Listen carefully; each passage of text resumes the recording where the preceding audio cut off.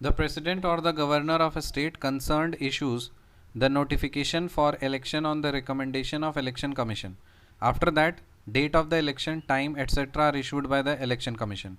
So देखो क्या होता है, the president or the governor of the state concerned issues notification for election on the recommendation of election commission. So election commission के recommendation पे सबसे पहले president और governor of state जो है वो एक नोटिफिकेशन को इशू करते हैं कि इलेक्शन चुनाव होने वाले हैं. उसके बाद नोटिफिकेशन मिलने के बाद जो उसका डेट होगा, टाइम होगा, ये सब कौन इशू करता है? Election Commission of India issue करता है. सही बात है. Who decides disputes regarding disqualification of members of Parliament. So अगर मान लीजिए मेंबर्स ऑफ पार्लियामेंट का डिस्क्वालिफिकेशन हुआ है तो उसके रिगार्डिंग कोई डिस्प्यूट हुआ है तो उसको कौन डिसाइड करता है? President in consultation with the election commission. President decide करता है किसके कंसल्टेशन में? इलेक्शन कमीशन के कंसल्टेशन में. कौन से आर्टिकल से? Article 103. So president in consultation with the election commission under article 103. Each candidate has to deposit security and a defeated candidate who fails to secure more than 1/6 of the valid votes polled in the constituency will lose his security deposit.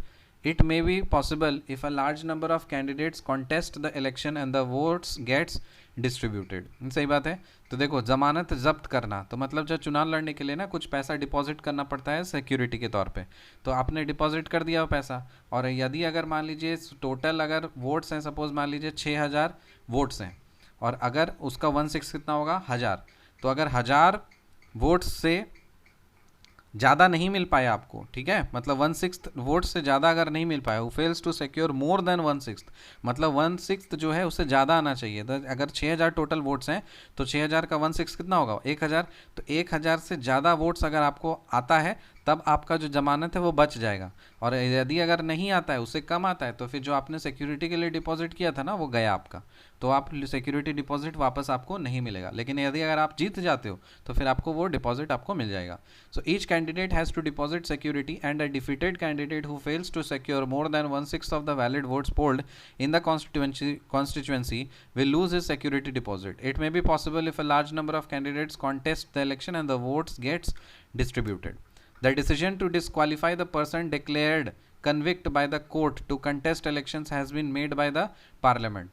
कि decision to disqualify the person declared convict by the court to contest the elections has been made by the parliament. So parliament ने कानून बनाया कि अगर court ने सजा सुना दी है तो फिर आप चुनाव नहीं लड़ सकते हैं. So the decision to disqualify the person declared convict by the court to contest the elections has been made by the parliament. The right to vote in India is a legal right. जो right to vote है ना भारत में, वो किस तरह का right है? वो लीगल राइट है.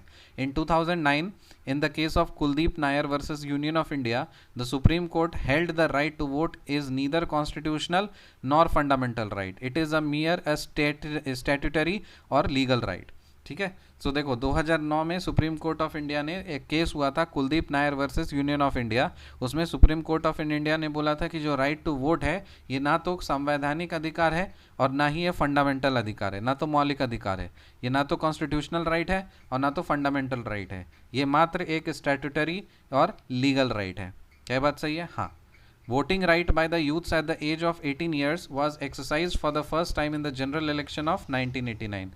So voting right of the youths at the 18 साल में जो लोग वोट डालने के लिए जाते थे, ये पहली बार कब हुआ था? 1989 में हुआ था, राजीव गांधी के टाइम पे. Lower age limit of voters of union and state legislature was reduced from 21 years to 18 years by 61st Amendment Act 1989. सो जो पहले वोट जो डालते थे वो 21 साल में स्टार्ट करते थे वोट डालना, लेकिन 21 साल से 18 साल तक कर इसको वोट एज कम किया है. किसने? राजीव गांधी ने. कौन से अमेंडमेंट एक्ट से? 61st अमेंडमेंट एक्ट 1989 से. 61st अमेंडमेंट एक्ट 1989 से.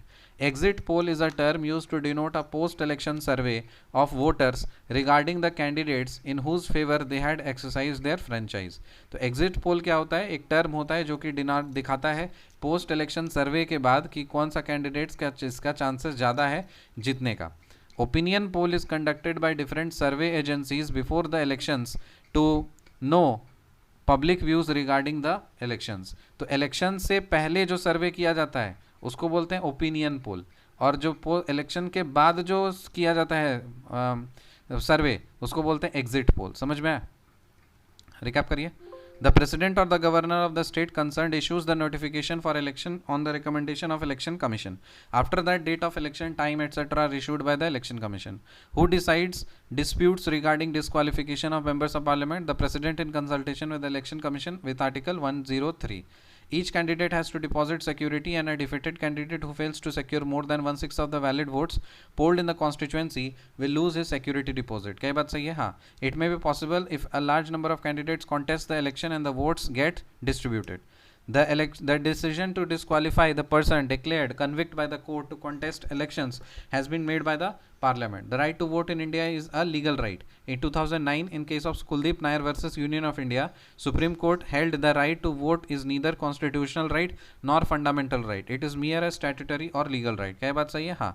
Voting right by the youths at the age of 18 years was exercised by the first time in general election of 1989.